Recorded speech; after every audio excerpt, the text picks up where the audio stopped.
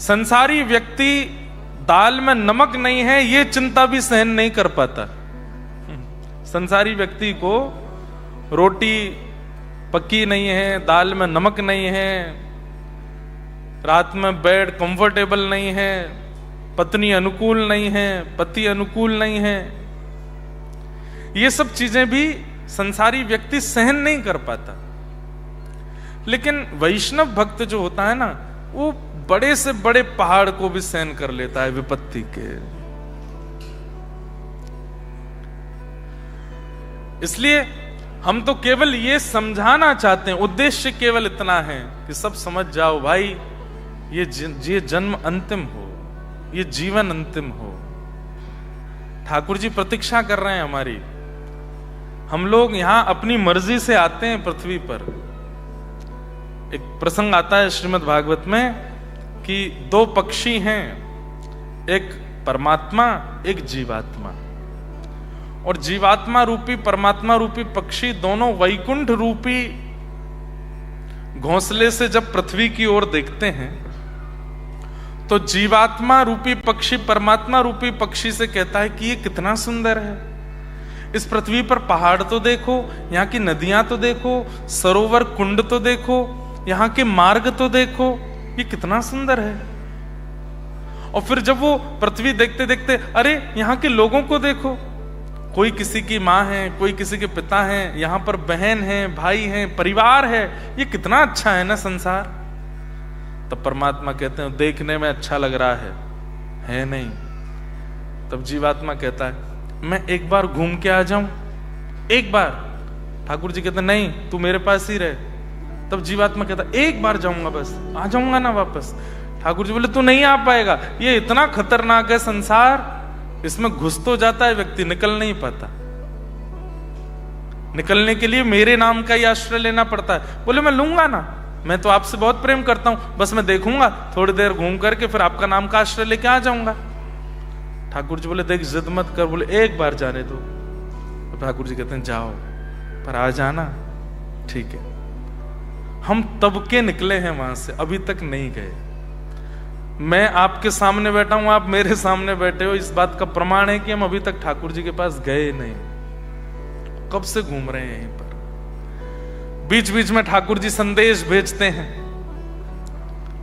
वृंदावन के प्रति प्रीति हो जाना, महापुरुषों की वाणी में रुचि आने लगना, कथाएं श्रवण में रुचि आना, ये सब ठाकुर जी के संदेश हैं कि तेरी प्रतीक्षा कर रहा हूं मैं, तू मुझसे वादा करके गया था कि आएगा, अभी तक नहीं आया।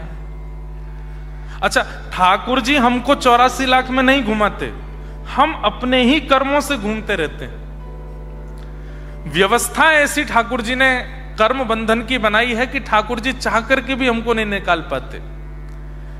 तब ठाकुर जी कहते हैं ठीक है, मैं तेरे लिए एक इजी वे कर देता हूं। क्या? तेरे सब काम तो बड़े खराब हैं, यहां पृथ्वी पे आके तेने किया तो बहुत सब बंटाधार है अपना, मेरा नाम गा लो, उससे सब सेटलमेंट होने लग जाएगा। नहीं गाते, आलस करते हैं, उसमें भी प्रमाद करते हैं, और कई जगह तो नाम गाते भी हैं लेकिन संसार के सारे विषय भी करते हैं। ठाकुर जी फिर कहीं हमारा कल्याण नहीं होता ना, इससे बड़ा कष्ट ठाकुर जी को कुछ नहीं होता कि फिर से फंस गया संसार, फिर से जन्म लेगा, फिर से घूमेगा इन्हीं चक्करों में, नहीं आ पाएगा मेरे पास।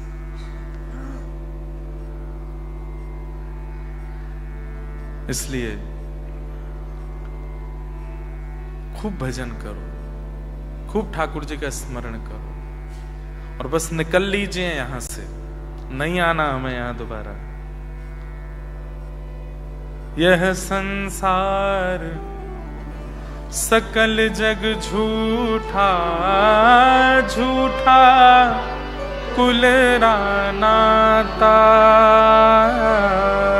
यह संसार मीराबाई कह सकल जग झूठा, झूठा कुल नाता। आपकी रूह नहीं कांपती आजकल न्यूज देख के? कितने खतरनाक होते जा रहे हैं, इतने खतरनाक तो रावण, कंस और पहले के राक्षस भी नहीं थे जितने खतरनाक आज का मानव हो गया।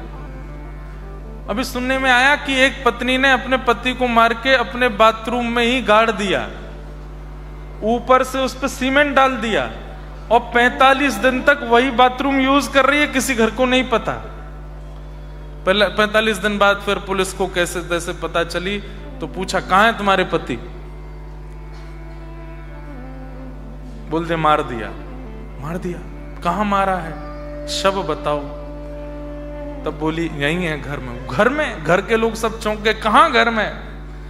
बोले जिस बाथरूम में सब नहाने जाते हैं उसी में नीचे दफने हुए हैं, ऊपर से कहां सोच जा रही है लोगों के।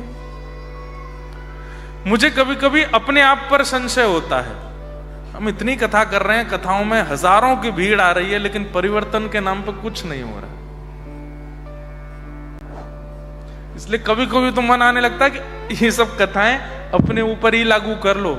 क्या दुनिया में इतना घूम घूम के नींदें काट के परिवार छोड़ के दौड़ रहे हैं, फिर भी कुछ परिवर्तन तो हो नहीं रहा संसार में। 20 वर्ष के, 18 वर्ष के, 19 वर्ष के भारत के युवा ड्रग एडिक्टेड हैं, नशे में पड़े हैं, धुत, उल्टे सीधे काम करते हैं, फटे हुए कपड़े पहन के घूमते हैं। क्या कर रहे हैं? इसलिए कम से कम जो सुन रहे हैं, जो आ रहे हैं कथा में, भले ही जबरदस्ती आ गए हैं, कोई खींच के लिए आया है, समझ जाइए इसके लिए नहीं मिला था संसार हमको, ये सब करने के लिए नहीं मिला है। हम लोग देखने आए थे इसको, पर यहां आकर के जितना रायता फैलाया उसको समेट नहीं पाए, फैलाते ही जा रहे हैं। उसको इस जन्म में समेट लीजिए, वो नाम से ही हो सकता है, नाम से समेट के सब व्यवस्थित करके निकल लीजिए यहां से। हम तो इसी उद्देश्य से, अपने लिए भी इसी उद्देश्य से ही कथा कर रहे हैं, बस निकलना है यहां से। यह संसार सकल जग झूठा, झूठा कुल नाता। ये संसार सकल जग झूठा, झूठा कुल राना। तो फिर साचा कौन? मीरा के प्रभु गिरधर नागर, मीरा के प्रभु गिरधर नागर, मीरा के प्रभु नटवर नागर, मीरा के प्रभु नटवर नागर। हरि चरणा चितराची गिरधर जन्म मरण रासाथी, गिरधर जन्म मरण रासाथी। हो याए नाय बिसरू में दिन राती, हो याए नाय बिसरू में दिन राती। गिरधर जन्म मरण रासाथी, गिरधर जन्म मरण रासाथी। वही एक है हमारे, और कोई नहीं। मैं एक उदाहरण दिया करता हूं कि आप 1 लाख 2 लाख डॉलर के घर में रहो और 5 मिलियन के घर में रहो, दोनों में अंतर क्या होगा? जब 5 मिलियन के घर में रहोगे ना, तो हर दिन आपके फोन पर आपके दूर के बिछड़े हुए रिश्तेदारों को भी फोन आएंगे, वो भी आपसे मित्रता करना चाहेंगे जो कभी आपको देखते तक नहीं थे। लेकिन भगवान ना करे कभी जीवन में ऐसा उतार आया कि पहुंच गए एक सामान्य से फ्लैट में या रहने लगे किराए के घर में, आप फोन करोगे तो सामने वाले उठाएंगे भी नहीं, लेकिन दोनों परिस्थिति में आपके सेवा के ठाकुर जी आपको नहीं छोड़ेंगे, वो संगी रहेंगे। आप चाहे करोड़ों के घर में रहो, चाहे सामान्य से कमरे में रहो, आपके ठाकुर जी नहीं छोड़ेंगे। आप चाहे महापापी बन जाओ, चाहे परम वैष्णव बन जाओ, आपके ठाकुर जी आपको नहीं छोड़ेंगे। तो वही तो जो हर परिस्थिति में आपके संग रहे, वही तो आपके हैं, वो केवल ठाकुर जी हैं। एक प्रसिद्ध कथा जगन्नाथपुरी की आती है कि एक भक्त था, उसकी माता जी पधार गई तो बहुत रोया जगन्नाथ जी के सामने जाके, इतना रोया कि महाप्रभु जी बेचारे करुणा में आके बोले, तू क्यों इतना रो रहा है? बोले, मेरे जीवन में बहुत कष्ट है। ठाकुर जी बोले, तो मैं क्या करूं, कष्टों को खत्म करूं? बोले, कष्ट तो मेरे प्रारब्ध के हैं, वो तो आएंगे, आप बस इतना कर दो, मेरे हृदय को शांति मिल जाएगी। जब भी कष्ट आए मुझे पता चल जाए कि आप मेरे आसपास हो, अब मुझे पता लग जाएगा आप वहां खड़े हो, आप मेरे संग बैठे हो, बस इतना कुछ ऐसी व्यवस्था कर दो कि मुझे ये पता चलता रहे कि आप मेरे पास हो। ठाकुर जी बोले, जब भी कष्ट आवे तो समुद्र के तट पर चल के देखना, तो 2 पैर तेरे दिखेंगे, पीछे मुड़ के देखेगा तो तेरे पैरों के चिन्हों के बगल में 2 पैर और दिखें, समझ जाना मैं तेरे पास हूं। तो वो बोला, हाँ बस ये कर दो, आप मेरे पास रहो, बस इसी से मुझको शांति मिलेगी। अब जब जब उसके जीवन में कष्ट आता, दौड़ के समुद्र के तट पर जाता, चलता और फिर पीछे मुड़ के देखता तो 2 उसके पैरों के निशान और बगल में ही छोटे छोटे ठाकुर जी के चरण। बस वो खुश हो जाता, नाथ बस ऐसे संग रहो, मैं सबसे लड़ लूंगा, सब सह लूंगा, सारी विपत्तियां पार कर लूंगा, आप मेरे संग रहो। लेकिन अभी तक तो छोटी छोटी विपत्तियां आ रही थी, अब विशाल पहाड़ गिरा जीवन में। कुछ ऐसा हुआ कि घर से निकाल दिया, माताजी पहले ही चली गई थी, पिताजी ने भी प्राण त्याग दिए, बहुत परेशान। जब टूट गया, दौड़ करके गया समुद्र तट पर चल करके जैसे पीछे देखा तो ठाकुर जी के चरण चिन्ह नहीं थे। तो ठाकुर जी से जाके बोला, आप भी औरों की तरह हो, विपत्ति आने पर छोड़ के चले जाते हो, छोटी छोटी विपत्तियों में साथ खड़े थे और इतनी बड़ी विपत्ति आई जब मुझे बहुत जरूरत थी आपकी, तो आप भी छोड़ के चले गए। ठाकुर जी उसके स्वप्न में प्रकट होकर के बोले, क्यों रो रहे हो? बोले, पहले आप चलते थे मेरे साथ में, अब क्यों नहीं चल रहे? बोले, ठाकुर जी बोले, पहले इतनी बड़ी विपत्ति नहीं थी इसलिए तू चल सकता था, मैं बगल में चलता था, लेकिन अब बहुत बड़ी विपत्ति आई तो गोद में तुझे उठा के मैं चल रहा हूं, तेरे पैर नहीं है वो मेरे हैं। और ये कथा कथानक सी नहीं है, ये वास्तविकता है, मैं अनुभव करता हूं। मैं सत्य बताऊं, 1-2 साल पहले तक तो मैं कथा बोलता था, लेकिन 2 साल से मैं अनुभव बोलता हूं। कितनी भी बड़ी विपत्ति आ जाए, आप उनके प्रति विश्वास और शरणागति का त्याग मत करो। आप कुछ कर ही नहीं रहे हो, सब ठाकुर जी करेंगे, सब मंगल में बना देंगे। इसलिए भैया इस उद्देश्य को समझ जाइए और निकल लीजिए यहां से।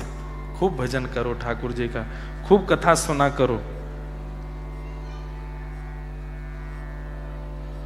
परसों हम कुछ वैष्णवों से मिले थे जो कि बालावट से आए, बालारट। अब आपकी गलती, आपने BALLAV लिखा है, तो बालावट, तो बालाराट, हाँ? व्रजधाम बालाराट से आए हैं। हमने इनको वचन दिया है कि अगली साल हम बालाराट आएंगे एक दिन के लिए।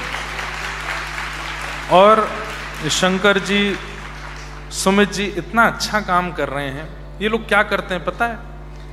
इनके पास आने वाले लोगों को, वैष्णवों को, ये उनकी तिथि का जन्मोत्सव बताते हैं कि आपकी तिथि से जन्म कब हुआ। उस तिथि के जन्मोत्सव पर भी कुछ मंगल कार्य किया करो। जैसे मेरा जन्मदिन है 7 अगस्त, लेकिन तिथि से मेरा जन्म है श्रावण कृष्ण नवमी।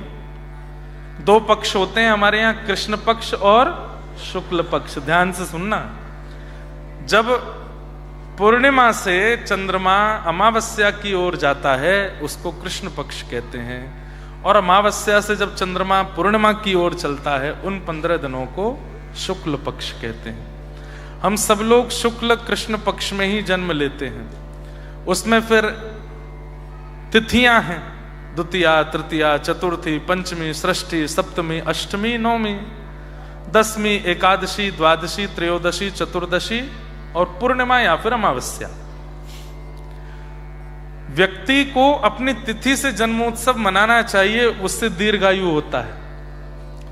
तो क्या करे, डेज के जो जन्मोत्सव होते हैं आपके, जैसे आज है 6 जुलाई, 6 जुलाई है ना आज, 6 जुलाई को, अब आज जिसका जन्मदिन हो, संसारी लोगों को आज सबको पार्टी दे दे, सबसे विशेष ले ले, लेकिन तिथि वाले जन्मोत्सव पर अपने घर के ठाकुर जी का उत्सव करे।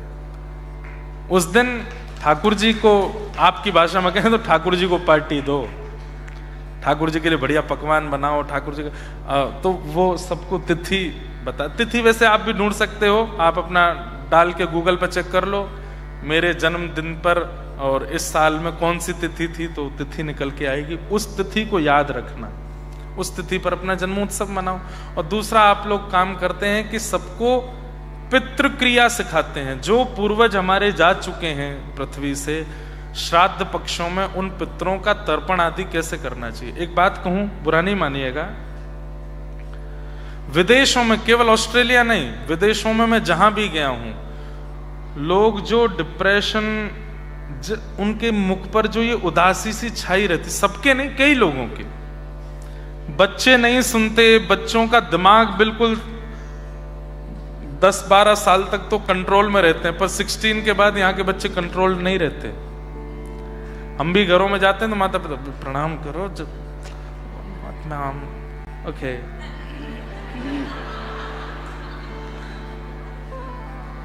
ऐसा करते हैं। बच्चे कंट्रोल से बाहर रहते हैं, पति पत्नियों में आपस में नहीं बन रही है, माता पिता दूर चले गए हैं, बहुत सारी टेंशनें, पारिवारिक टेंशन भी बहुत ज्यादा रहती है।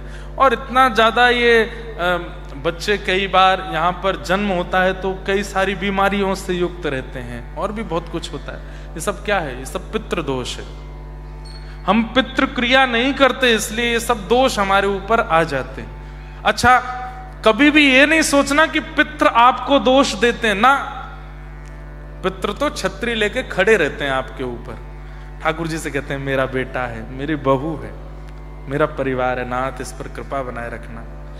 जब श्राद्ध आते हैं और श्राद्धों में उनकी तिथि आती है, और उस दिन जब हम कुछ भी उनके लिए नहीं करते, ब्राह्मण भोज नहीं कराते या कुछ भी, तब सब आपस में कहते हैं तुम तो इसके लिए छतरी लिए खड़े हो, कष्टों के, विपत्तियों के सारे बादलों को रोके खड़े हो कि इसके ऊपर कुछ ना आवे, और ये तो आपको याद तक नहीं करता, तुम्हारा श्राद्ध तर्पण तक नहीं करता। श्राद्ध मतलब श्रद्धा, तुम्हारे प्रति बिल्कुल श्रद्धा नहीं रखता। अरे हम लोगों के ऊपर ऋण है, लोन है हमारे पूर्वजों का, वो थे इसलिए हम हैं। इसलिए हर श्राद्ध पर हर व्यक्ति अपने पितरों का तर्पण करता है, ब्राह्मण भोज आदि कराता है। लेकिन जब व्यक्ति नहीं करता, तब वे पितृ सोचते हैं इसको तो हमारी याद ही नहीं है, ये तो हमारे नाम से कुछ करता भी नहीं, कुछ दान पुण्य भी नहीं करता, तो फिर हम क्यों छतरी लिए खड़े, हटो। वे अपनी छतरी बंद करके चले जाते हैं। जितनी विपत्तियों से वे आपको बचा रहे थे, अब बचाने वाला कोई नहीं है, तो वो सब विपत्तियां आती हैं, और उन्हीं विपत्तियों के कारण वो विपत्तियां विशेष रूप से बुद्धि और मन पर असर करती हैं, और उसके कारण ये जो मनस्थिति परिस्थिति विदेशों में बन जाती है, बनने लगती है। तो उन पितृ कार्यों को कैसे करना चाहिए, ये सब वहां सिखाते हैं, उन पितरों का कैसे क्रम होता है आदि आदि। तो मुझे बहुत अच्छा लगा। हमने तो सब अपने भक्ति पथ ऑस्ट्रेलिया वालों से भी कहा एक बार मेलबर्न में भी एक सेशन करवाओ, 5-10 बेंचेस लग जाएं, लोग लाइन बना करके एक एक करके आवें, अपना तिथि और अपने पितरों का कर्म सब पूछ के जावें, कैसे करना है हमें बताएं, हमारे पितृ इन डेट्स में गए थे, उनकी क्या तिथि होगी, क्या करना चाहिए, कैसे होना। तो यहाँ रह करके भी आप कर सकते हो, करना ही चाहिए, बहुत आवश्यक है। 3 ऋण हैं हमारे ऊपर, 3 लोन चल रहे हैं हम लोगों पर, देव ऋण, ऋषि ऋण और पितृ ऋण। इसलिए ब्राह्मण लोग जनेऊ पहनते हैं, उसमें 3 धागे होते हैं, एक देव ऋण का, ऋषि ऋण का, पितृ ऋण का। इसलिए ब्राह्मण जो भी कर्म करता है, अब मैं कथा सुना रहा हूं, इसका जो भी पुण्य मिलेगा, उस पुण्य से मेरे 3 ऋण घटने लगेंगे। मैं गिरिराज जी की परिक्रमा करने जाऊंगा, उसका जो पुण्य मिलेगा, ये धागा अगर, ये जनेऊ मेरे यज्ञोपवीत मेरे कंधे पर है, 3 ऋण घटने लगेंगे। इसलिए ब्राह्मण लोग जनेऊ धारण करते हैं।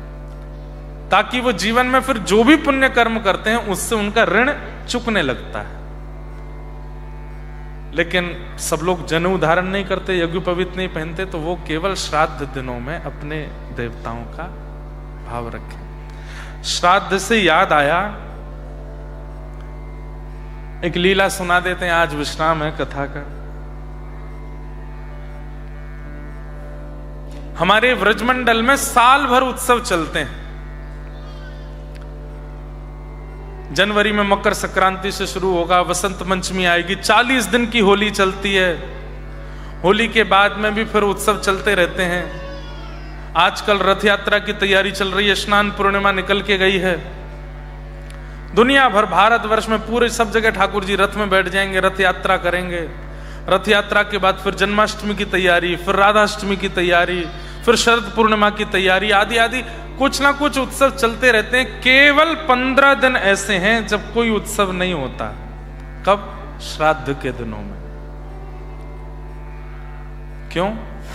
श्राद्ध के दिनों में सब लोग अपने घरों में रहते हैं, अपने पितरों का अर्पण करते हैं, इसलिए कोई उत्सव नहीं होता। तो जब ठाकुर जी और श्री जी लीला कर रहे थे, उन दिनों में भी नंद बाबा और वहां वृषभानु बाबा ने नियम बना रखे थे, लाला लाली दोनों के लिए। अब तुम कहीं नहीं जाओगे, गैया चरानो 15 दिन आए हुए को। क्यों? लाला अपने पितरों को श्राद्ध करेंगे। तो ठाकुर जी तो गैया चराने के बहाने श्री जी से मिलवे जामे, अब यहां बाबा जाने ही ना दे रहे हो, अब कहा करें। तो सांझी उत्सव होते हैं 15 दिन।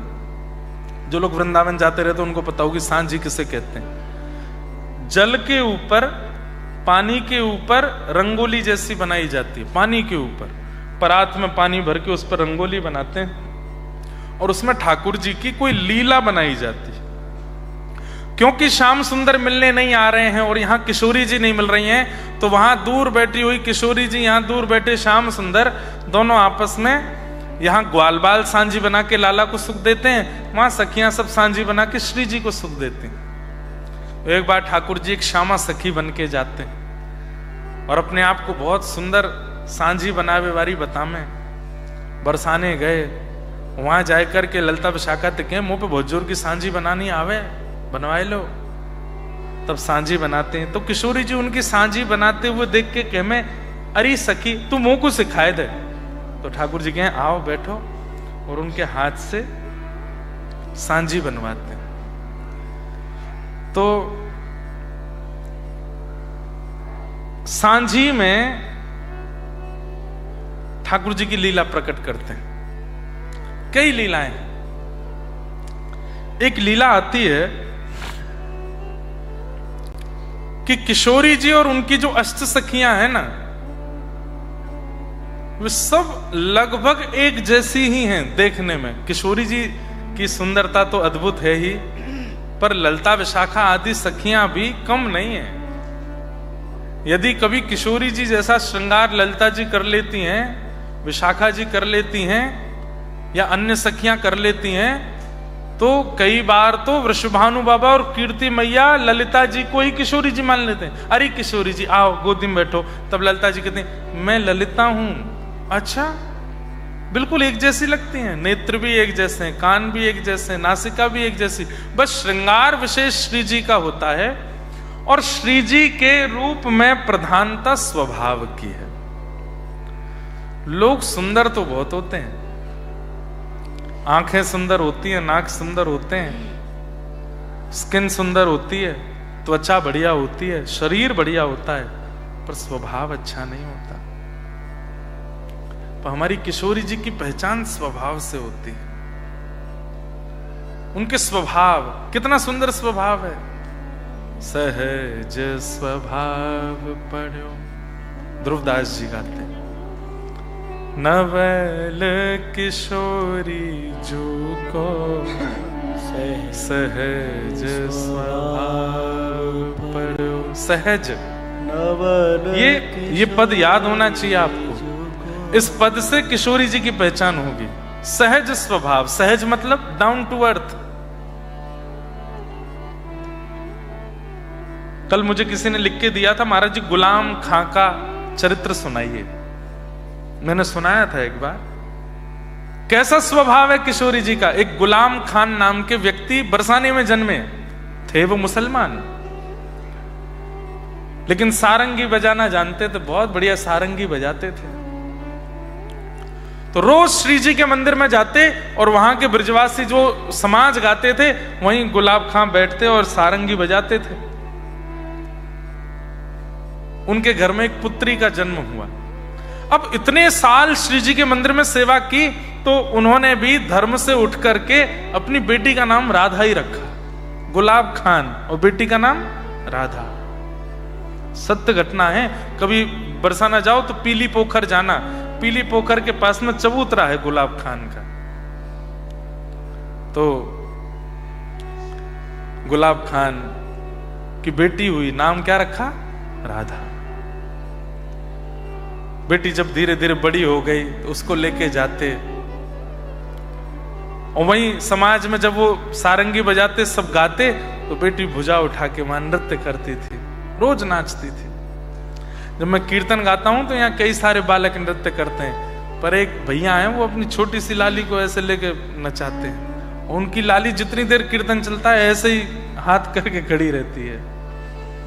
बहुत अच्छा लगता है। देखो हो रही, हाँ ये देखो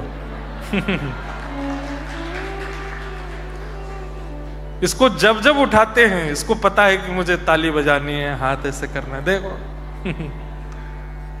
पेसिफायर पी रही हैं, कथा सुन रही हैं। लालियां जिनके यहां होती है ना, बहुत सौभाग्यशाली। तो गुलाब खान के लाली हुई और नाम रखा राधा। तो छोटी सी लाली को लेके जाते थे मंदिर में, श्री जी के मंदिर में सारंगी बजाते, वो नाचती, और उसको देख करके सब गुसाई जन हमारे बरसाने के सब कहते, अरे गुलाब तू रोज लाए कल लाली, देख ऐसी ठुमक ठुमक करके नृत्य करे पूरे मंदिर में, कैसी बढ़िया लगे। धीरे धीरे बड़ी हुई। अच्छा, एक घटना हुई थी कि जब इनके लाली हुई तो बालिका को जन्म देते ही इनकी पत्नी पधार गई थी। तो घर में कोई नहीं था, केवल एक बेटी और गुलाब खान। धीरे धीरे वो लाली बड़ी हुई। जब उम्र उसकी 18-19 वर्ष की हो गई तो फिर सब गुसाइयों कहते थे, गुलाब खान आके कोने में बैठ के सारंगी बजाते थे श्री जी के मंदिर में, समाज में। उन्हीं से कुछ प्रसाद मिलता, कभी दक्षिणा भी मिल जाती, उसी से घर चलता था उनका। तो सब गुसाई लोग बोले कि अरे गुलाब, अब लाली बड़ी है गई, या को ब्याह कर दे। हाँ गुसाई जी करूंगा, बस लाडली जी कृपा करें कर दूंगो। बोले अब कर दे, अब ठीक है उम्र है गई, अब कर दे। लेकिन गुलाब खां चाहते तो मैं ब्याह करना, लेकिन बस ये सोच के रुक जाते हैं कि ये चली गई तो मैं क्या करूंगा, फिर मैं कैसे रहूंगा। लेकिन कर्तव्य है हर पिता का, पुत्री का ब्याह तो करना पड़ता है। एक योग मौलवी जी का बेटा ढूंढ करके ब्याह कर दिया। विदा होकर के जब इनकी बेटी गई, गुलाब खान की जो स्थिति हुई है, अब सुनिएगा।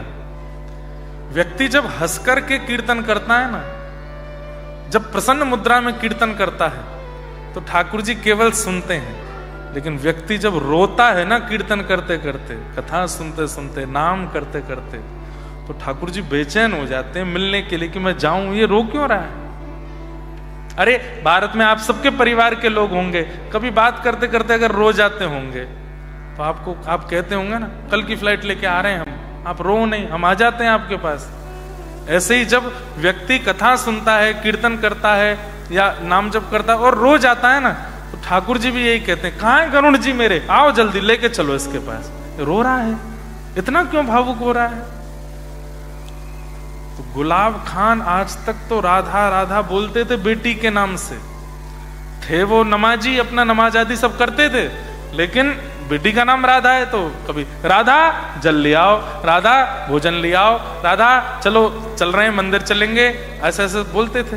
लेकिन अब तो राधा चली गई, अब रोते हैं उसकी याद में। राधा मेरी प्यारी राधा। राधा मेरी प्यारी राधा। और जब रो करके बुलाते हैं, कभी बैठे बैठे रोते हैं, कभी खड़े खड़े गिर जाते हैं अपनी पुत्री की याद में, और राधा राधा कहकर के जब करुण क्रंदन करते हैं, तब ऊपर बैठी हुई किशोरी जी व्याकुल हो जाती है और ललिता जी का हाथ कस के पकड़ लेती हैं। हे ललिता, ये कौन इतनी विरह में रो रहा है मेरा नाम गा के? ललिता जी कहती हैं, आपके निज मंदिर में नित्य सारंगी की सेवा करवे जो आवे गुलाब, वाकी बेटी को ब्याह है, वाको नाम राधा है, वो विदाई है गई, तो वाको याद करके रो रहा।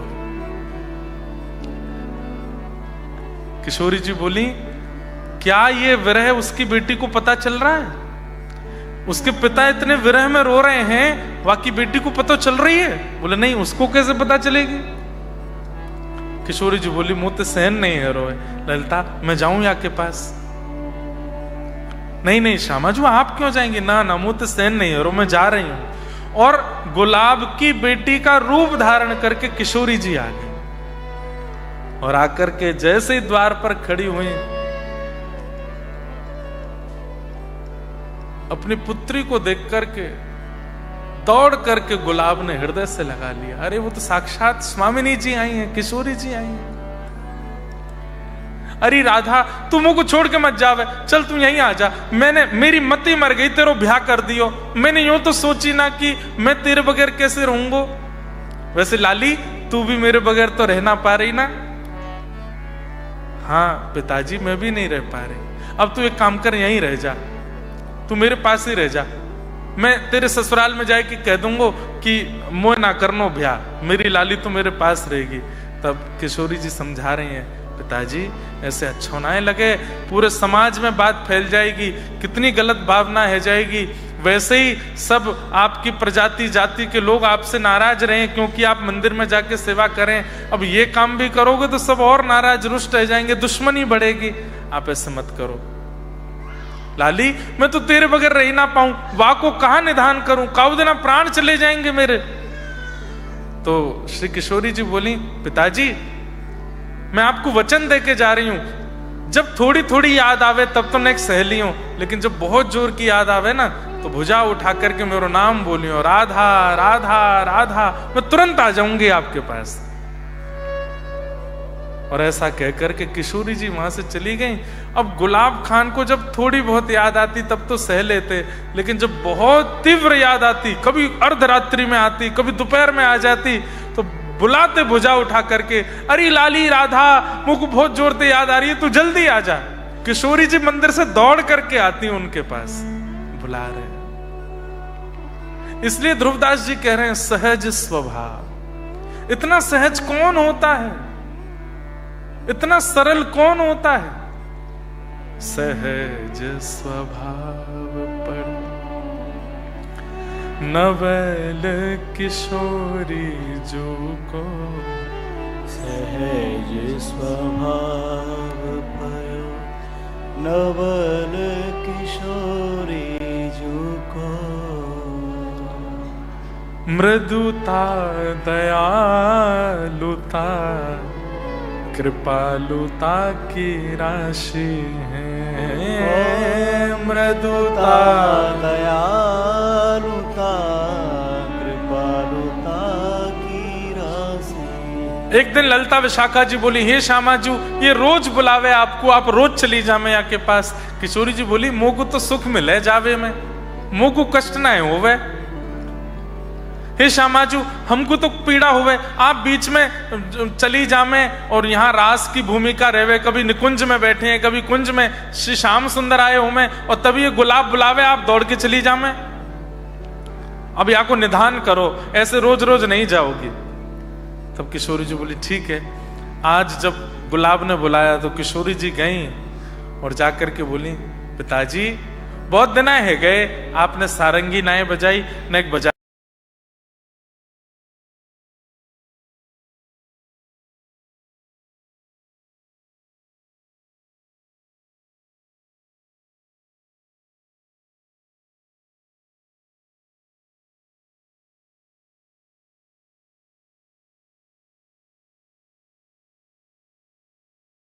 अपनी लाली को आलिंगन करने के लिए गए तो किशोरी जी वहां से आगे आगे दौड़ रही हैं और पीछे पीछे गुलाब, अरे लाली रुक, अरे नेक मेरे हृदय पे लग जा, अरे लाली तू नेक मेरे पास आए जा।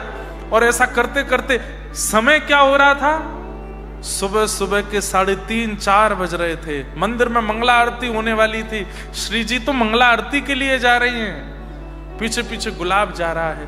तभी एक गुसाई जी वहां से जा रहे थे, तब गुसाई जी आरती करने जा रहे, उन्होंने देखा ये गुलाब, अरे राधा रुक जा, अरे लाली रुक जा, कहतो जा रहे हो।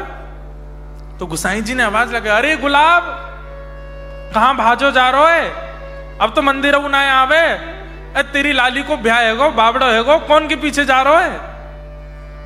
बस इतनी देर गुलाब दिखे, मंदिर में जाकर के पुजारी जी ने आरती की। 1 दिन 2 दिन 6 महीना साल बीत गए। उस दिन के बाद गुलाब कभी दिखे नहीं। एक दिन सब गुसाई बैठ के बात कर रहे थे तो वो बड़े बुजुर्ग गुसाई बोले, अरे एक दिना में मंगला करवे जा रहा हो, तब बाद ना अंतिम बार गुलाब देखो, वाके बाद तो नहीं दिखो मोको। उसके बाद बरसाना में कभी सारंगी की आवाज आती, कभी कहीं गुलाब जी बैठे दिख जाते, कभी कहीं कुछ। तो लोग बागों में भ्रांति हो गई कि उनके प्राण तो चले गए हैं और वो प्रेत बनकर के घूम रहे हैं। एक दिन गुसाई जी रात्रि में श्री जी की शयन करके वापस अपनी घर की ओर जा रहे थे, तो जैसे ही वन में होके निकले तब गुलाब खान ने आवाज लगाई, गुसाई जी। गुसाई जी ने पीछे देखी, कौन बोल रहा हो भैया, यहाँ दूर दूर तक कोई दिखाई ना दे रहा, कौन है। तो गुलाब सामने आए, अरे गुलाब तू तो भैया मर गयो, हमने सुनी तेरे प्राण निकल गए, तेरा शरीर तो मिलो नहीं और तू कहीं भूत तो ना बन गयो। दारी के हनुमान चालीसा बोल देंगे, भग जाए आते, भूत बन के आयो है। तो गुलाब बोले, जय जय, मैं प्रेत नहीं बना हूं, लेकिन हां मैं शरीर भी नहीं हूं। बोले तो कहा कह रहे हो भैया। बोले अरे मेरी लाली की विदाई भई, वाके बाद राधा राधा कह करके इतनो रोयो कि श्री जी मेरी लाली बन करके रोज घर पे आयो करती। ललिता विशाखा जी को कष्ट भयो कि निकुंज छोड़ करके श्री जी रोज रोज जामे, ऐसो करो या गुलाब को ही निकुंज में ले आओ। एक दिन सारंगी सुनते सुनते श्री जी ने नृत्य कियो, आगे आगे श्री जी दौड़ी, पीछे पीछे मैं दौड़ो। यही बरसाने की कुंज गलीन में दौड़ते दौड़ते कब निकुंज में मैं पहुंच गया मुझको पता नहीं चली। अब मैं निकुंज में निवास करूं और वहीं श्री जी और प्रिया प्रियतम को सारंगी सुनाऊं। आपको केवल बतावे आया हूं, ये भ्रांति जो फैल रही है कि मैं प्रेत बन गया, प्रेत नहीं बना हूं, मैं सशरीर निकुंज में श्री प्रिया प्रियतम की सारंगी की सेवा कर रहा हूं। और इतना कहकर के गुलाब दिखने बंद हो गए। दूसरे दिन वो गुसाई जी तो रात भर वहीं बैठे रहे। कैसी कृपा, हे राधे, श्री राधे। इसलिए गुलाब खां का समाधि नहीं है, उनका चबूतरा है, क्योंकि उनका शरीर नहीं मिला, वो तो सशरीर गए श्री जी की सेवा। अब सोचिए, कोई अपने पुत्री के नाम से श्री जी को प्राप्त कर सकता है, कितनी सहजता है।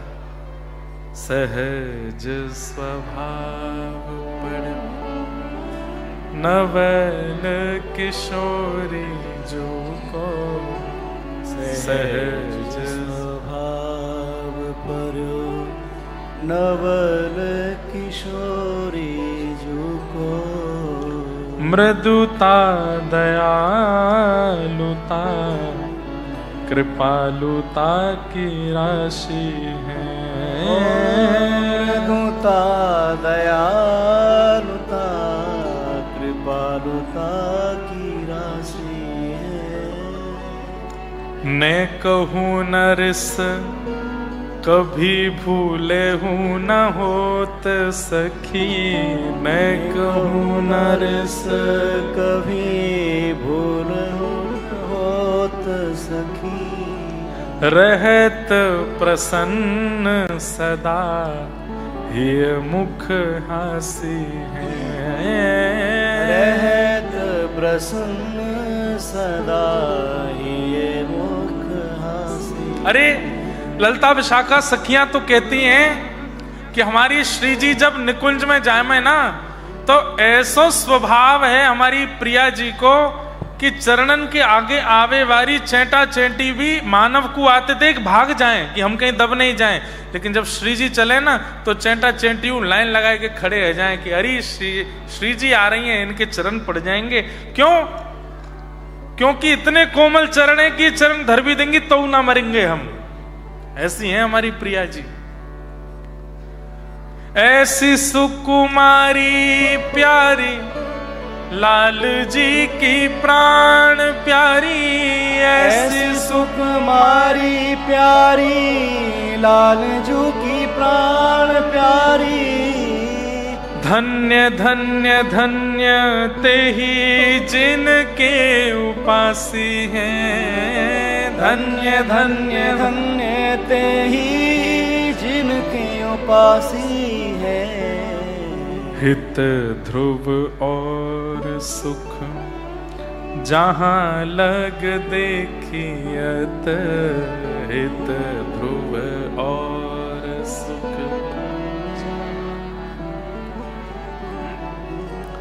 सुनियत सदा, हाँ सुनियत जहां लगे, सब सुख पासी है। सुनियत जहां लगे सब सुख। तो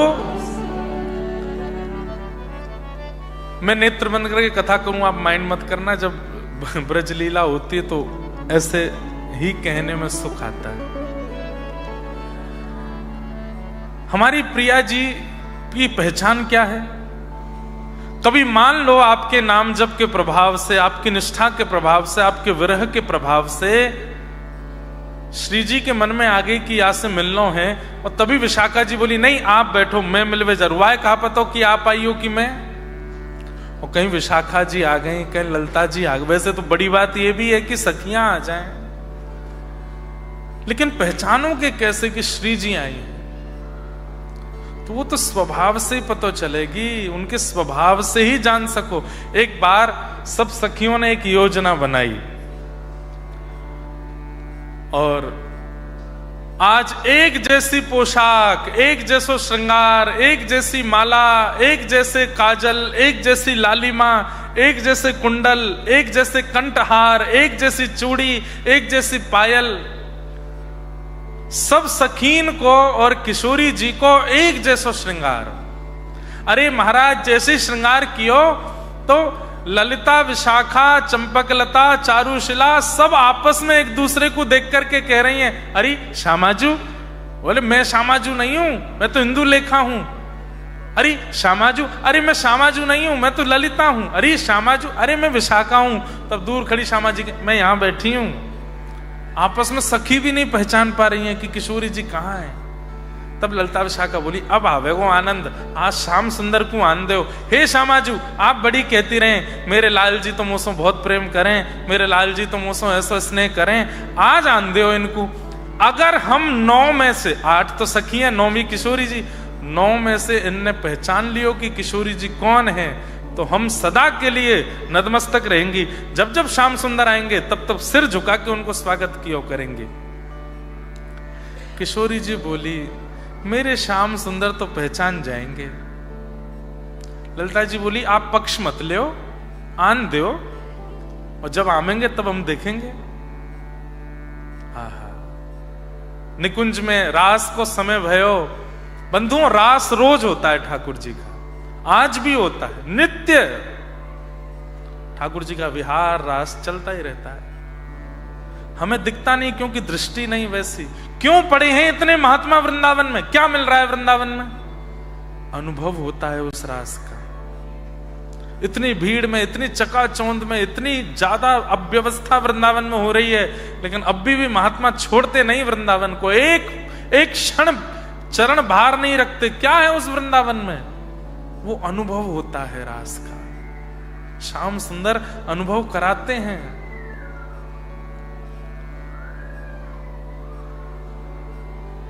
जैसे ही रास को समय भयो, ठाकुर जी निकुंज के भीतर जैसे ही पधारे, जैसे ही ठाकुर जी आए,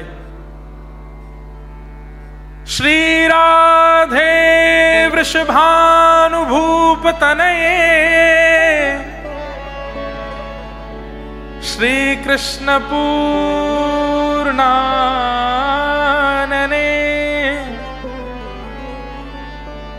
जैसे ठाकुर जी पुकारने लगे, हे श्यामाजू, हे प्रियाजू, हे वृषभानु ने नंदनी लाडली जू, आप कहां हो? मैं आए गए हूं। अब जैसे ठाकुर जी ने कहे, हे श्यामाजू आप कहां हो, तो 9 की 9 एक साथ बोली, श्याम सुंदर मैं यहां हूं। ठाकुर जी ने जैसे ही देखी तो 9 राधा रानी खड़ी हैं। ठाकुर जी बोले, ये कैसी लीला? अरे प्रियाजू, तो एक संग 9 की 9 बोली, हां श्याम सुंदर। ठाकुर जी बोले, ये क्या एरो है? अरे एक जैसो श्रृंगार, एक जैसी माला, एक जैसी नथनी, एक जैसो सब कुछ। अरे मेरी श्यामाजू कहां है? अरे मैं सामने तो खड़ी हूं श्याम सुंदर। सब एक संग बोल रही हैं। ठाकुर जी बोले, ये कहा लीला है रे, ने बताओ तो। तब सब सखी एक संग ही बोल रही हैं, श्याम सुंदर हम अष्ट सखी और राधा रानी सब आज एक श्रृंगार में हैं। आप बहुत प्रेम करें ना प्रियाजू से। बोले हाँ, तो आज बताओ हम में से राधा रानी कौन है? बताओ। को वृषभानु किशोरी इन में, को वृषभानु किशोरी। सब लोग गाओ। को वृषभानु किशोरी इन में, को वृषभानु किशोरी इन में। श्याम बताए दो अपने कर सो, श्याम बताए दो अपने कर सो। हे श्याम सुंदर, आप अपने कर मतलब हाथ से बताओ हम में ते प्रिया जी कौन सी हैं। बहुत आप अपनो प्रेम बतावे ना। श्याम बताए दो अपने कर सो, श्याम बताए दो अपने कर सो। बालापन की जोड़ी, बालापन की जोड़ी। अरे प्रिया जी के संग में आप बालपन से हैं। अरे जन्म जन्म से हैं। इतनी तो पहचान है गई होगी कि हम में तो किशोरी जी कौन सी। बताओ, आज पता चलेगी। बड़े बने रास बिहारी, बताओ कौन सी है रासेश्वरी? ठाकुर जी कह रहे हैं, अच्छा मुझको बताना। बोले हाँ। एक एक सखी के पास ठाकुर जी जा रहे हैं, वहां के नेत्रन में गाड़ के देखें, और वो सखी श्री प्रिया जी की तरह अपनी नजर नीची कर ले, वैसी मुस्कान लगे। सो ठाकुर जी कहें, ये रही श्यामाजू, ये रही श्यामाजू। ऐसे मैं देखूं और नीचे नजर कर लें, ये तो श्यामाजू ही हैं। तो सबने सिर हिलाया, ना ये श्यामाजू नहीं है। बोले नहीं है, तुम सबन को मेरी सौगंध है, सही सही बता दी हूं। जब श्यामाजू मिल जाए तो बोलना पड़ेगा कि हाँ ये श्यामाजू है। बोले हम बोल देंगे, आपकी सौगंध है, लेकिन पहले सही बताओ श्यामाजू है कौन सी। ठाकुर जी ने रूप से, रंग से, वस्त्र से, सब तरीके से पहचानने का प्रयास किया, पर प्रिया जी नहीं मिली। तब ठाकुर जी जान गए वो तो स्वभाव से मिलेंगे, और उनको स्वभाव कैसे परखो जाए। आहा। तुरंत ठाकुर जी दूर गए और 9 की 9 एक संग खड़ी हैं। ठाकुर जी कह रहे हैं, वह ठाड़ी, वह ठाड़ी। सब सखी बोल, कहां ठाड़ी? बोले वो ठाड़ी। बोले कहां? बोले वो रही। वह ठाड़ी युवतिन के यूथ में, वह ठाड़ी युवतिन के यूथ में। कैसी है? बोले नील बसन तन गोरी, नील बसन तन गोरी। नीले वस्त्र पहने हैं और गोरो तन है। सब सखी हंसने लगी, बोले ये कोई बात है, हम सब गोरी हैं, सब ने नीले पहने हैं। ठाकुर जी बोले आगे तो सुनो। बोले बताओ। बालापन में इन्हीं सिखायो, बालापन में नहीं सिखायो, छल बल बहुविधि चोरी, छल बल बहुविधि चोरी। ठाकुर जी बोले देखो वो ठाड़ी नीले वस्त्र पहन रखे हैं, गोरी गोरी आप सबके बीच में खड़ी हैं। सब सखी बोली हम सब गोरी हैं, सबने नीले वस्त्र पहने, सच्ची बताओ किशोरी जी कौन सी हैं? बोले अरे यही तो हैं जिनने मुंह को बचपन में छल करनो और चोरी करनो, लोगन के घर बार लूटनो, इनने ही तो मुंह को सिखायो। जैसे ही ठाकुर जी ने कही इनने ही मुंह को चोरी करनी सिखाई, सोई किशोरी जी कमर पे हाथ धर, मैंने कब सिखाया आपको? झूठ बोल रहे हैं। अरे ललता ये झूठ बोल रहे हैं, मैंने लाए सिखायो। ठाकुर जी मुस्कुरा के गए, किशोरी जी के गले में हाथ डाल के बोले ये वृषभानु किशोर तुम में, ये वृषभानु किशोरी तुम में। ललता विशाखा बोली अरे श्यामा जी कहा कि आपने?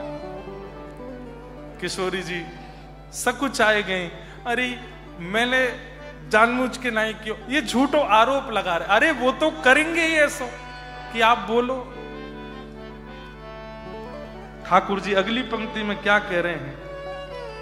इनके गुण की, ध्यान से सुनो, इनके गुण की ग्रंथ मालूम है, इनके गुण की ग्रंथ मालूम है, आजहु उरते न छोरी, आजहु उरते न छोरी। अरे सखियों तुम सब यूं सोचो कि मैं किशोरी जी के इतने अधीन क्यों रहूं? इनके गुणन के कारण। ये इतनी सरल हैं, इतनी सहज हैं, इतनी भोली हैं। अरे मेरे गले में सदा इनकी गुणन की माला ही लगी रहे। मैं रात में सोऊं भी हूं ना तो इनके गुणन की माला पहन के सोऊं, और बस यही प्रार्थना करूं ऐसे गुण मुंह में आ जाएं जैसी हमारी प्रिया जी में, जैसी हमारी श्यामा जी में।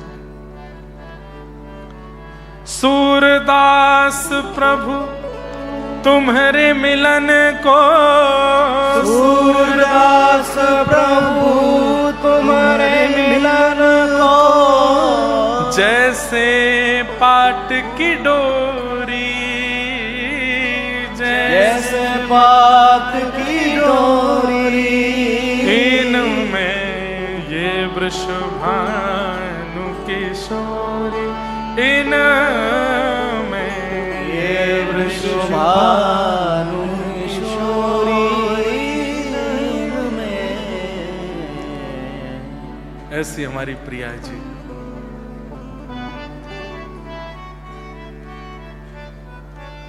और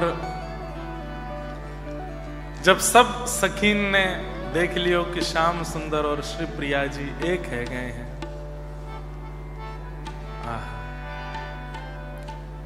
रास हुआ। सब सखियां आज किशोरी जी के रूप में हैं, चारों तरफ घूम घूम के नृत्य कर रही हैं, और बीच में श्री।